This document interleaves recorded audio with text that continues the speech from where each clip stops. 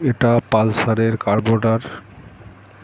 এটা ইয়ার স্ক্রু আছে এবং বিবরণ জানার জন্য কার্বোরেটরটা খোলা হয়েছে। এই কার্বোরেটরের বডি খুলে দেওয়া হয়েছে। ওটা হচ্ছে গিয়ে 16 জেট। 16 জেট প্রচুর জাম, খোলা যাচ্ছে না, অনেক চেষ্টা করেও খুলতে পারছি না, তার জন্যই কার্বোরেটরটা বাদ দেওয়া হয়েছে। এটা পুরাতন কার্বোরেটর। আচ্ছা, এবার খোলা হচ্ছে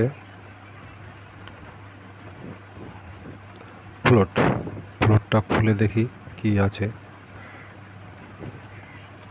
ফ্লোরটা ওভারফ্লোরের কাজ করে। ফ্লোরটা যাতে তেল না বেশি হতে পারে ওটাকে আটকে দেয়। এটা হলো ফ্লোট, আর এটা হচ্ছে ছোটোটা হচ্ছে ফ্লোট পিন। এই যে পিনটা দেখুন, ওটা তেল আটকে দেয়, যার কারণে তেল ওভারফ্লো হয় না। আর ফ্লোরটা ভাসিয়ে দেয় তেলের উপরে, তখন বন্ধ হয়ে যায়। ফ্লোরটা ভালো করে বসিয়ে স্ক্রুটা ভালো করে টাইট করতে হবে। করার পরে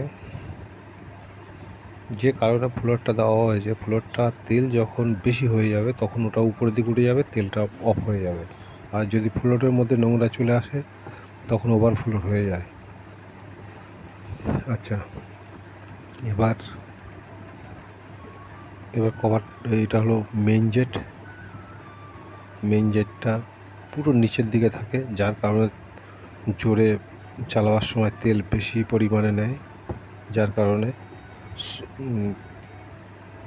ওই কাজ করে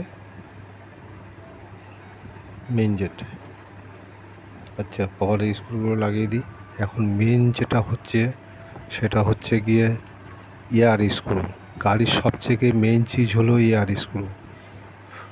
এয়ার স্ক্রু কম বেশি হয়ে গেলে তেল বেশি খাবে, কম খাবে, কম খায় না, বেশি খায়, আর গাড়ি ঝাটকা মারে, অনেক রকম ডিস্টার্ব দেখা দেয়। এটা হচ্ছে অ্যাক্সিলারেটর তারের জায়গাটা, এটা হলো চোখ, এটা চোখ। আর এইটা দেখুন এয়ার স্ক্রু। এয়ার স্ক্রুটা সবথেকে ইম্পর্টেন্ট জিনিস হলো এয়ার স্ক্রু। স্ক্রুটা খুলে দেখাচ্ছি, দেখুন।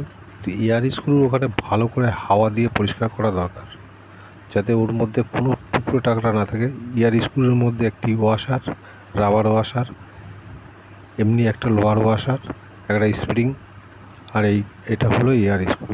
এই স্ক্রুটা ভালো করে পরিষ্কার করতে হয়, কারণ ওখানে কালো জমা হলে তখনই গাড়ি ডিস্টার্ব দেখা দেয়। এয়ার স্ক্রুটা লাগানো হোক। এয়ারটা স্ক্রুটা লাগিয়ে ফুল টাইটও হবে না, আবার ঢিলেও থাকবে না। গাড়িটা স্টার্ট করতে হবে, হালকা পিক আপে রাখতে হবে, এয়ার স্ক্রুটা অ্যাডজাস্ট করতে হবে।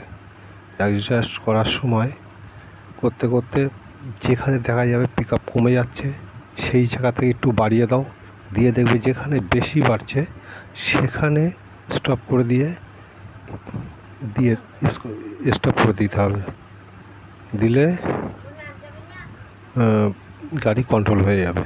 আর কম বেশি হলে তখন গাড়ি ঝাটকা মারবে। এই হলো কার্বোরেটরের কাজ। এটা পালসারের কার্বোরেটর, বাদ দেওয়া কার্বোরেটর। আমি তো বাড়িতে বসেই দেখাচ্ছি। যদি ভালো লাগে লাইক করবেন, শেয়ার করবেন, কমেন্ট করবেন। আরও কিছু জানতে হলে আমার চ্যানেলটাকে দেখুন, এসভি লিভার। নমস্কার।